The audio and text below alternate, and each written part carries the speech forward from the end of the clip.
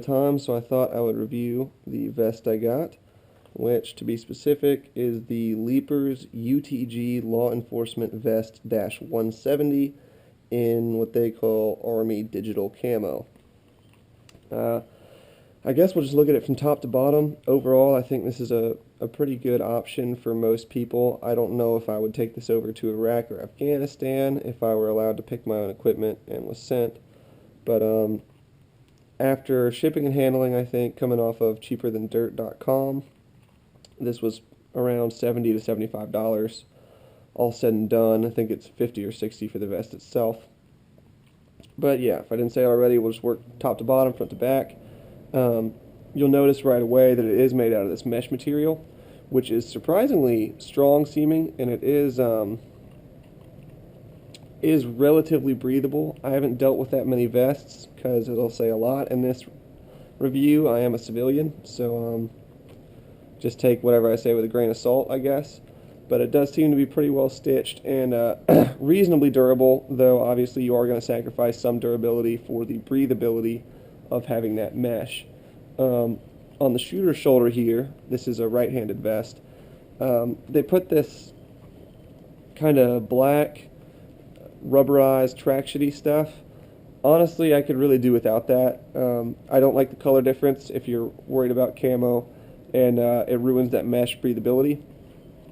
Also, for recoil, they call this a recoil pad, and I mean, I guess it's a little thicker, but it's really not going to do anything for you.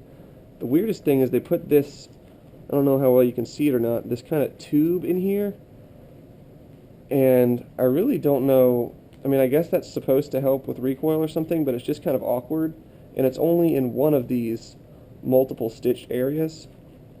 Really wish they would have done without that. On this side, though, you've got what they call a radio pouch.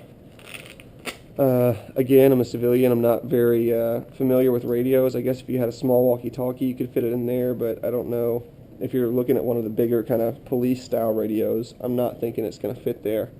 One thing they're good about is on most pouches they will include this drain hole here at the bottom in case you get water, sand, dust, dirt, whatever in there, and it starts to accumulate. It at least does have a way to get out other than turning the vest completely upside down.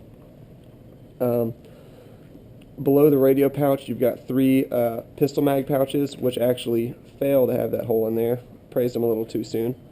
And really, with the amount of Velcro they give you, you can fit pretty large size magazines all the way down to these smaller Glock 17, Glock 19 style mags I'm fitting right now. I wouldn't recommend going smaller than that. If you do have a smaller gun that you're planning on running with shorter mags, I would suggest just stuffing something down at the bottom of these to keep the mag up high enough for you to grab it. Also, if you don't have enough mags, or if you don't want to run that many mags, these are great for another tactical light, maybe a compass, or whatever other kind of gear you want to run in there, pocket knife, multi-tool. Same thing over here. We've got this great pouch. You can fit pretty much whatever in there for the most part. I just have my aim point adjustment tool in there. I'm not a fan of just carrying around a whole ton of stuff I'm probably not going to use. Got the Fear No Evil patch on there. As I've said in previous videos, I'd go check that out. It's an awesome Nothing Fancy video. Kind of hints at why we all need our rights to carry. The nice thing they give you is this Velcro area, not just for patches. They give you this, I guess you'd call it a bandolier, technically, I don't know. Fits about 6 shotgun shells. Very elastic material. I'm sure you could fit something bigger than these little birdshot. That's just what I had around at the moment. I know I'm not really a big fan of running stuff on Velcro either. I'd rather do Molly if I could, but again, this is a very cheap option.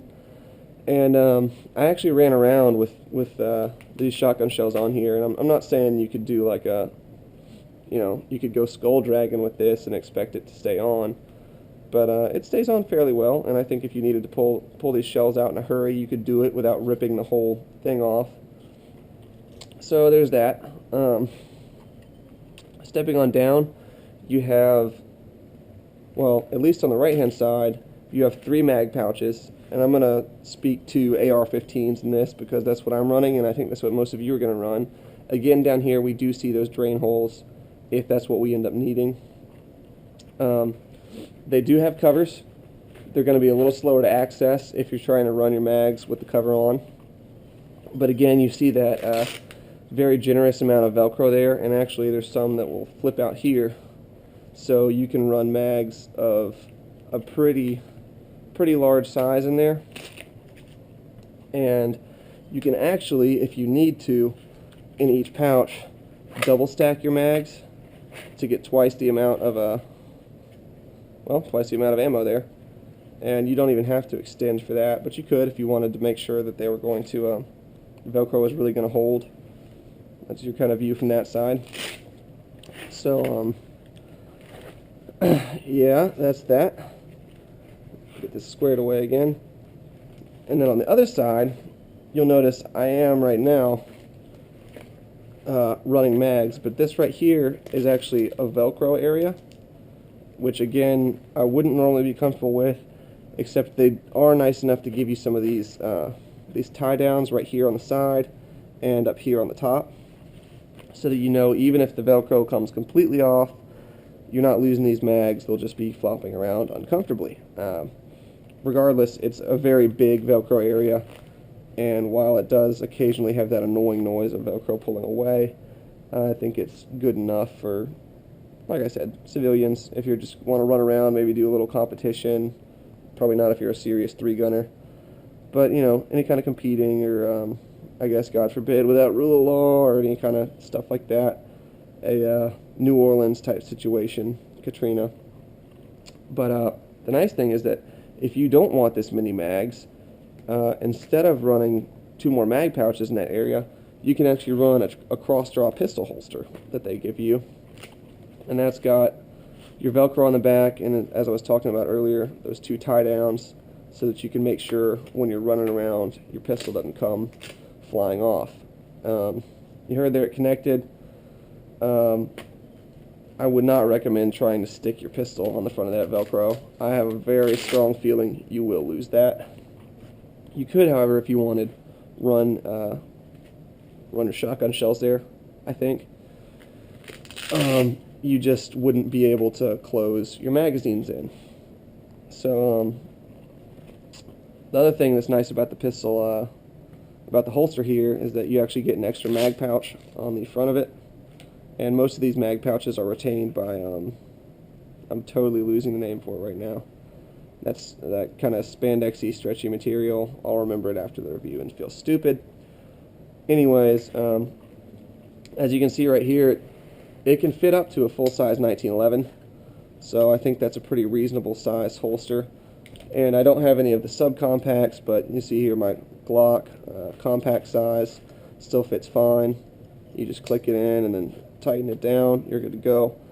I'm personally not that big of a fan of the cross-draw option. When you're running a rifle, I just think there's too much in the way for you to get that rifle out of action and then run over and grab the pistol. Especially when you've got retentions like this that you're going to have to snap. It's going to end up being a two-handed draw. I guess the up and down side to that, coming from UTG, is maybe they understood that, so you can actually just peel that off and draw your pistol, which would make it one-handed operation. But I'd be a little worried about this coming undone when I didn't intend for it to. So there's just a thought on that. And kind of aiding your pistol capabilities is this pistol belt they give you. I choose not to run it. I'll get to that later. But pistol belts here, they've got these attachments that fit. They're both button and Velcro, so you've got a little bit of backup if one or the other comes unsnapped. And this is actually a very nice pistol belt, in my opinion. Good, strong, thick, sturdy material. If I was going to run the pistol belt, I would prefer, I didn't bring it, I would prefer to run kind of like a Blackhawk Stirpa or other holster off this pistol belt directly and give myself those magazines instead of trying to run the pistol off the vest itself. That's just my thought. They also give you 2 extra magazine holsters that you can put on your belt, and they are removable. They're just Velcro on there. So I don't know. I don't know where else you'd run those, but it's just another option, something nice that they give you. So you got that, and I guess I got a little sheet here so I didn't have to do all the math in my head. Basically, if you're just running, if you're running the vest as I have it now, you're carrying about 180 rounds with you, assuming you're running 30 round mags of whatever they are, AR, AK. This is not including whatever you've got in your gun. So I guess technically you'd have 180 rounds in here, then 30 in the gun, giving you 210, but I'm not going to do that each time. If you were to double stack your mags, you could get 360 rounds. If you were to run the pistol holster instead, with just a single stacked mags, obviously these are double stacked mags, but I'm saying stacked in the holster, 2 or 1 per, you'd be running about 120 rounds. Or if you decided to double stack them, you'd be running 240 rounds. Your pistols, I'm just going to assume most people are running 15 round mags. That's kind of the standard today, it seems like. Even these compact size magazines I have, they fit 13 and 357 SIG or 15 at 9mm. And I know at least for now the military is running 9mm, so since that's the standard everybody likes to go by, we'll say 15. So as is here, you're running 45 rounds. If you want to add in the belt, then you're getting 75 rounds. If you're just running the vest plus the pistol, you're getting 60 rounds. If you're running the vest, the pistol, and the belt, you're getting 90 rounds. So what does all this mean? It means at the end of the day, if you run the minimum amount of ammunition in the vest possible, you're going to get about 165 rounds to your name before you're dry and have to figure something else out. If you're running the maximum amount of ammunition possible, you're wearing your belt, you're not running the pistol mags on there, you're going to get about 450 rounds. So this could really go as heavy or as light as you want it to be. I feel like it's got a pretty decent amount of capabilities, especially what I'm going to keep going back to, given the price. So just a few other things to look at. On the inside here, you do have a couple zip panels. So if you wanted to store something back in here, maybe a map, maybe some other kind of flat or small tool that's not going to irritate you. At the back, it's Velcroed at the top, but this entire section can carry something. One more time, as a civilian, I'm not all that familiar with rifle plates, but I would guess you probably could run a rifle plate in the back here and 2 of the side plates right there. But you have to consider when you're wearing this, that actually doesn't give you that much protection to your vital zones. It would do a great job covering you in the back, but you'd really, if you're trying to run plates, I don't think this is the vest for you. That's just my thoughts on the matter. The zipper is plastic. That was something I really didn't expect. It seems very sturdy, but take that into consideration. I don't know if that's something they did to save weight, to save money, to do both. But it is a plastic zipper. It's not the standard YKK kind. It's good enough for me though, but you don't know me, so you'll have to make that decision for yourself. That's the inside and the front. So on the back, there's not as much to talk about, but you have some non-standard MOLLE here. It's pretty big, but I think if you wanted to attach a hydration pouch or a camelback or something like that, you'd probably be good to go. There's some D-rings up here that are also that same plastic material as the zipper. I don't know what people normally run off those. I would guess it comes back and it's some kind of connection to your hydration pouch or helps you run your hose or some of your radio wiring or whatever else you want to do. One thing the vest does very well is it gives you a lot of adjustment. Here you can see again lots of Velcro. These can be pulled back if you want the vest to ride higher up on your body. There's 3 different adjustments here in the back for the width of your torso, getting the vest as tight or as loose as you want it to run, and they were nice enough to include some more of this spandex material I'm just totally blanking on the name for, so that you have your extra length retained and not just hanging out there obnoxiously. Obviously, I have these pulled all the way in. I'm a very skinny guy, so I think that the vest gets major points in that regard, in that for me it can fit somebody who is 6'3" but only weighs 180 pounds. I wouldn't think somebody much smaller than me would do well with the width of the vest. I mean, you can see here, that's actually the size the pistol belt needs to be to fit snugly around me. I'm a 34 waist. I don't know if that means anything to y'all, but yeah, my torso is probably even smaller than my waist, just to be honest. But it's very adjustable. A lot of the reviews I read on Cheaper Than Dirt were some, I guess to put it lightly, some larger gentlemen who are claiming to be everywhere from 240 to 325 pounds, I think, saying this vest fit them great. And I could see that with all the slack I just pulled out of there. It's obvious this could fit somebody in a variety of sizes. It does have the buddy handle back here, the drag handle, carry handle, whatever you want to call it.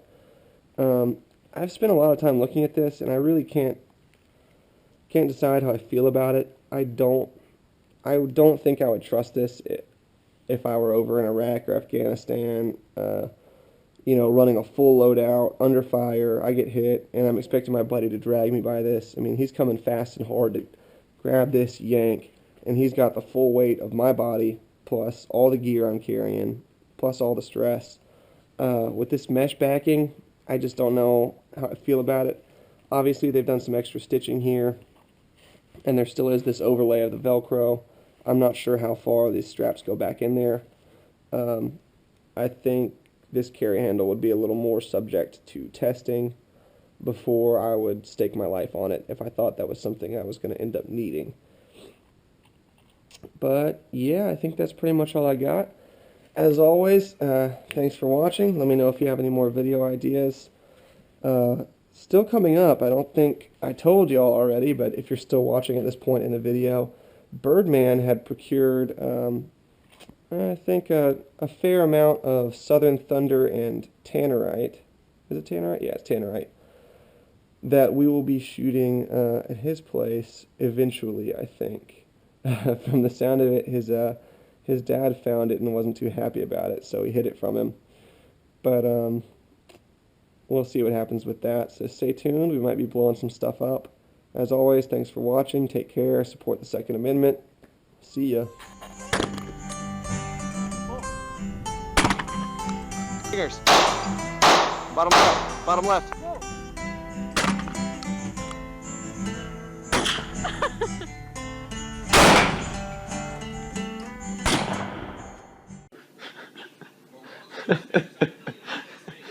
Oh god, hey. That was a 40. Hey. What do you think, assholes? That's it!